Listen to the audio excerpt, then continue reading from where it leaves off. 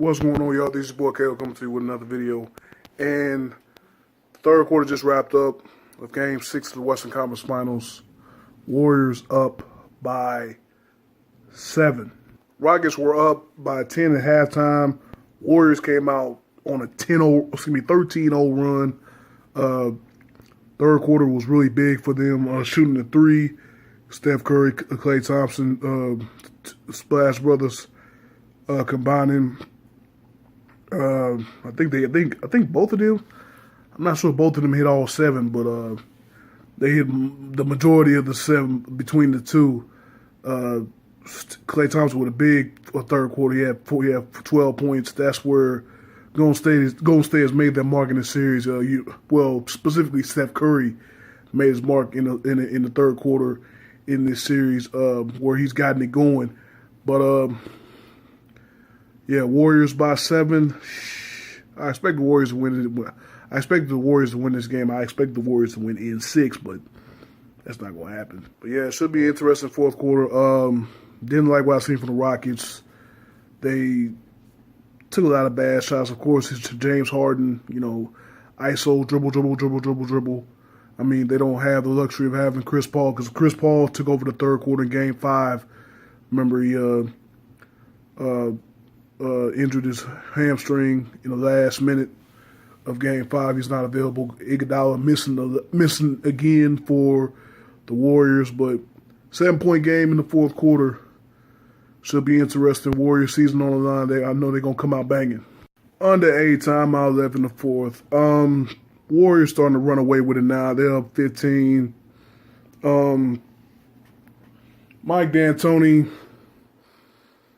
I don't understand this, man. I mean, he's basically playing for Game 7. All I'm saying is, when you got a team, when you have a team as dangerous as the Warriors, down by 10, or even when you're in striking distance. I mean, I'm going to say, of course, they made their run to get the lead, but even when you're within striking distance, you can't have your star out of the game. I mean, I don't understand. Yeah, they trust their home court, but I mean, this is the Golden State Warriors, man. If you have a chance to eliminate them, you need to go ahead and get the damn job done. Klay Thompson and Steph Curry are still on fire. They're still making big-time threes. Klay Thompson said, "We ain't going home yet." And you not only do you have James Harden on the bench, but you have Clint Capella on the bench. I mean, you got Gerald Green, Luke Mbamute, PJ Tucker, who else they got on the floor? Trevor Ariza, and somebody else I forgot. But none of those guys can create their own shots. I'm saying Chris Paul is out. Chris Paul is out of this game. I mean, if I'm Mike D'Antoni, I'm telling James Harden, man. I mean, I would have told from the beginning, dude, you got to play this. You got to play this game, man. You got to play this whole game. You got to play at a high level. I don't understand how these guys, these coaches want to play until the next game in the playoffs. If you have a chance to eliminate a team, you go all out. Fuck all that rest and shit. You can rest when you eliminate the team, and then you can have the days to rest until the NBA Finals.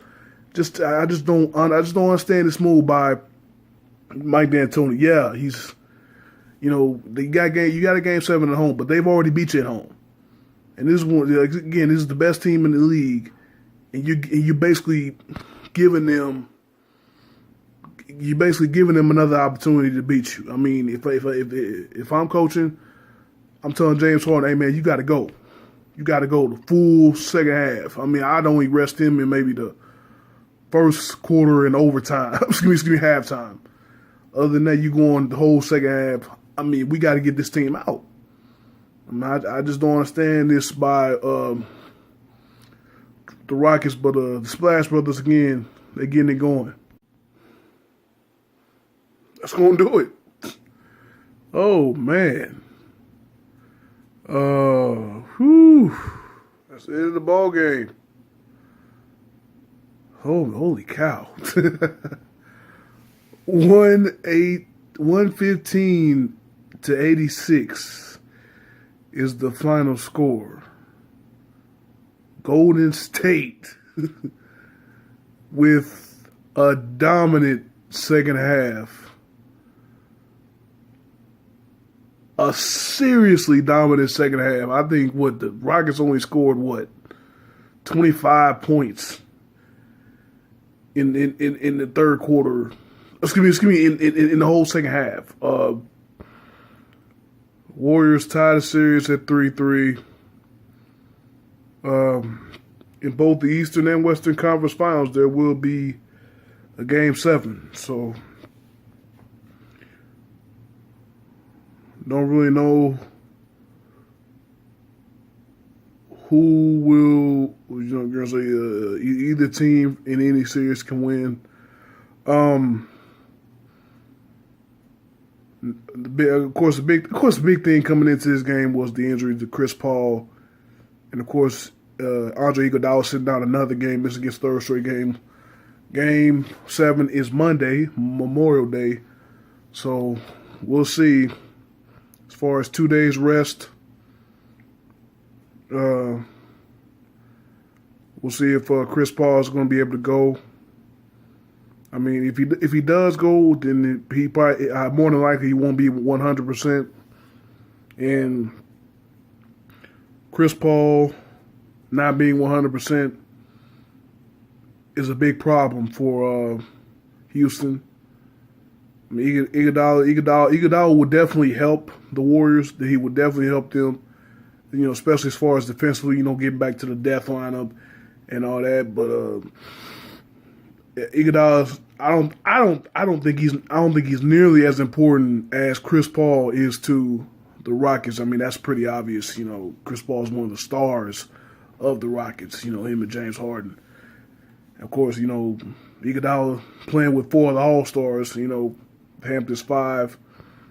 I mean, he doesn't seem that important, but but in the last 2 games, I mean, before tonight, games 4 and games 5, you can see they really did miss him defensively, and then they struggled with late game execution in games 4 and 5. I mean, none of those problems tonight, though.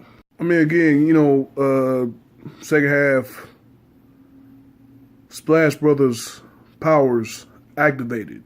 Klay Thompson, Steph Curry, unbelievable in that second half, especially Klay Thompson. Klay Thompson finished with 35, 9 of 14 from downtown. I mean, of course, he known as a spot-up shooter.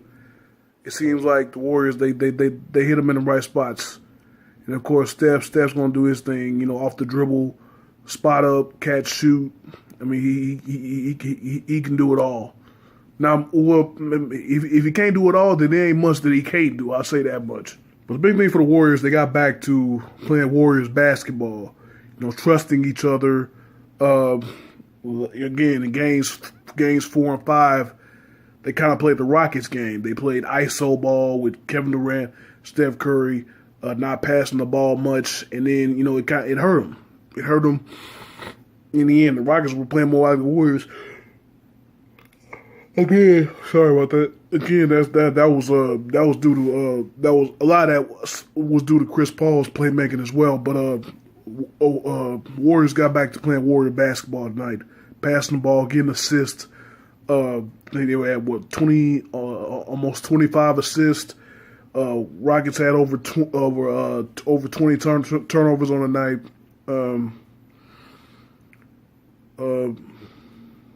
Great game by the Warriors. I mean, Rockets. What happened to the? They didn't have the same defensive mentality that they had in games 4 and 5. Games 4 and 5, they were getting up in the shooters, at the 3-point line, forcing them to come inside. I mean, especially what Harden was doing against Curry when they tried to get that matchup. Harden was getting up in Curry's airspace, forcing him to drive it, forcing him to pass it. We didn't see that tonight, especially with Klay or Curry. I mean, they just had their way and they got it done. Yeah, I mean, some adjustments need to be made for the Rockets for Game 7. And of course, another thing I don't like, when the Warriors were making their run, it was in the start of the fourth quarter. they were continuing their run from the third quarter, from a hot third quarter, and James Harden's on the bench. I don't know. I don't remember if I said earlier or not, but like, if I'm Mike D'Antoni, there's no way that James Harden's on the bench, to start the fourth quarter. I mean, you have a chance to eliminate this team. I'm going all out. I mean, I don't care that I have Game 7 at home because the Warriors are a really great road team. So I'm trying to get these guys out the way as quick as possible. And, D'Antoni resting Harden in the fourth quarter. They were down I think 7 at the time. I mean, it just showed that he was. I think they were complacent. They were complacent. They knew they had that Game 7 at home in the bag, and they wanted to go home and perform in front of their fans. I'm just saying.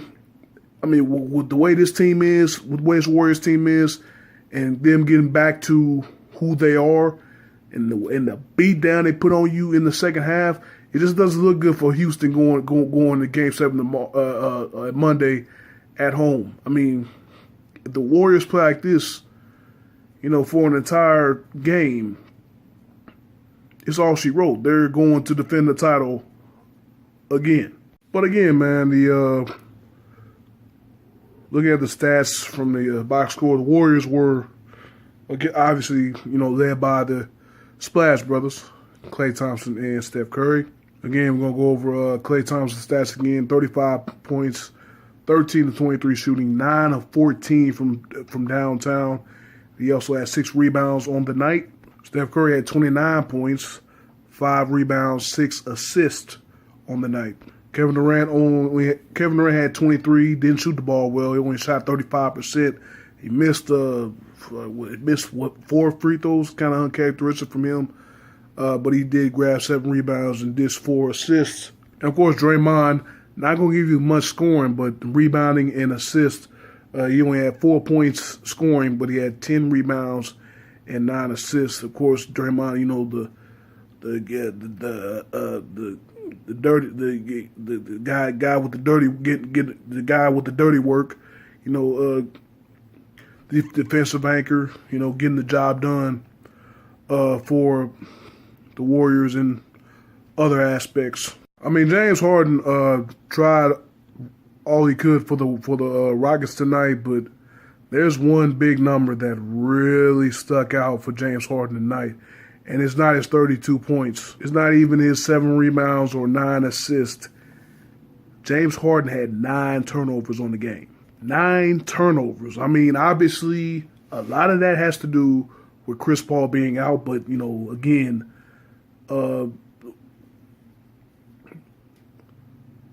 one of the defining plays of Game 5, the Game 5 victory for the Rockets was the big time 3 that Eric Gordon hit. They were up 92-91. Gordon hits the 3. They go up 95-91, make it a 2-possession game. Harden had the ball again. He's on his ISO, dribble. He drives, and then he kicks it out. Harden, it was just so many times, especially in that second half, he just forced up some bad shots. He made a couple of them, but majority of them were just some bad shots. I mean, there was a stretch in the third quarter where Harden was hit a couple threes. He was like, okay, maybe this dude, he's trying to bring Houston home here. But as the second quarter went on, again, turnovers happen, shots are starting to fall. Of course, Harden's the king of drawing contact and getting to the line. He was 8 of 9 from the line tonight. Some of those shots were just ugly. Eric Gordon, who started in the place for Chris Paul tonight, had 19. Shot well from the field, but he missed 3 free throws. Some at some crucial times in that third quarter where they could have kept it close there. He also had 5 turnovers. Ariza had 14. Green had 11 off the bench. Gerald Green, that is. P.J. Tucker and Clint Capella didn't give you much scoring. P.J. Tucker had been the story the last couple games for his rebounding. He had 8 tonight. Capella had 15 with his 2 points, but yeah, the second half really did the Rockets in, man. I mean, not closing out on Klay Thompson and Steph Curry, not getting up in their airspace. I mean, that Warriors just got hot tonight. That's just plain and simple. But again, man, both the Eastern Conference Finals and the Western Conference Finals, for the first time since 1979, are going to a Game 7. I don't know if any of y'all watch my videos, but I mean, I've been pretty consistent with my picks. I mean, I had the Celtics in 7. I had the Warriors in 6.